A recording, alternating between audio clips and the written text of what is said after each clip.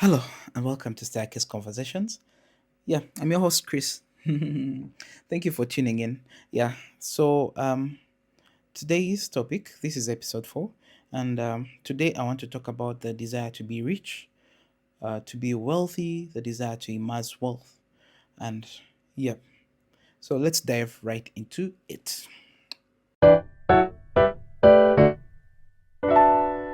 So, hi everyone, welcome back to Staircase Conversations, episode 4. Thank you for watching our previous episode. Thank you for loving us. Thank you for loving Staircase Conversations and for subscribing, for liking, for commenting.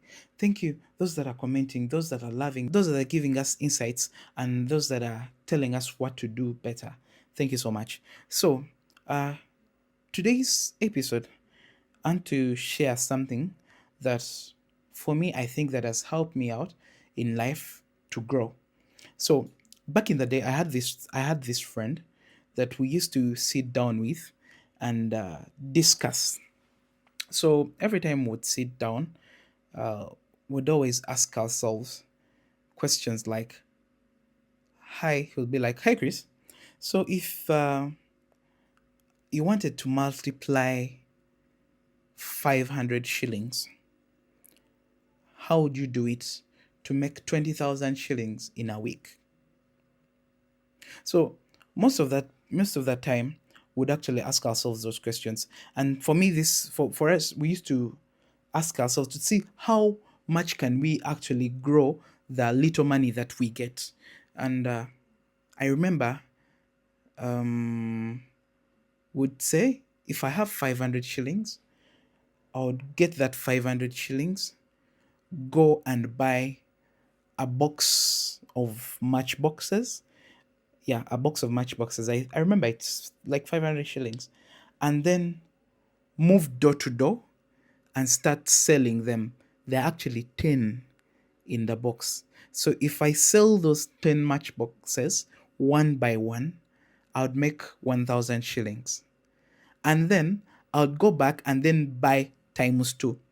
So on doing that, I am multiplying this money slowly by slowly, and if I can sell uh, around two packs of matchboxes every day, that is 2,000 shillings, I would make 20,000 shillings in 2 weeks. Now, someone would be like, hey, how about eating? How about transport? How about this? We were not considering all that, but we're actually trying to test our brains to see how do we multiply money? How do we multiply capital? Now, the problem with Ugandans, most of the time, when I think we get to start businesses when in need of money. So we be like, I I want more money. And then I start a business so that it gets me more money. And immediately I would start to eat out of my business. And that is the point where the business crashes. Yeah. So that's a very big challenge. That is why you find that in Uganda it is very hard to find businesses that are making it up to 1 year. First of all, there are taxes. Second of all, you're also being a taxman to your own business. So the business fails. Of course, it has to fail. Yeah. So with this friend, again, would always be asking, like, this was a game to us, and then I would ask him, maybe if I give you 20,000 shillings, how do you multiply it to make it 100,000 shillings?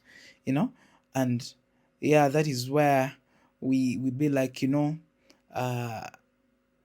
what do I remember about? I'll be like, yeah, I'd go try to buy a carton of soda. And you see, when you buy a carton of soda and you are selling it, there is like 1,000 shillings, I think, that is left off each carton, 1,000 or 2,000. So we would like always keep on playing such games. So for me, recently, when I was sitting back and I was imagining, if I was given 100 million shillings at this point, what I would do to it, or what I would do with it, you know, it didn't come to me immediately. So I felt like, I think I've lost it. I've lost touch somewhere, because opportunity comes to those that are ready. If I'm not ready for the 100 million shillings, then how am I going to be ready for a billion shillings? Or how am I going to be ready for a trillion shillings? Because the problem, of the fundamental problem, is sometimes we think that we are going to just become rich, but we are not dreaming. You know, we're going to wake up in the morning, we have worked hard, and then we are rich immediately. If we are not dreaming, then how are we going to make the money? For me, that's a fundamental question, honestly. And how are we going to immerse that or reach the dream? Eh, It is a problem for me. I see it. So it kept me thinking, how many of us have actually thought of making wealth, thought of having that big plot of land, but actually do not know that I need to save for this. I need to put up money, as I need to put money aside, and this is how much I need to put aside, so that I can use it as capital, and then I make wealth for myself. Yeah, because I remember when we're being taught in the financial literacy class, we're being taught about how to actually get capital, and capital savings was part of the uh, point where we get capital from. Yeah. For me, savings is one way. And if you have not saved, if you cannot save actually even 1,000 shillings a day, or 100K a month for that dream, as you are working towards it, yes, sometimes even big deals come in and all that, and then you've made a lot of money and all that. But then, how are we able to keep this money? How are we able to grow this money?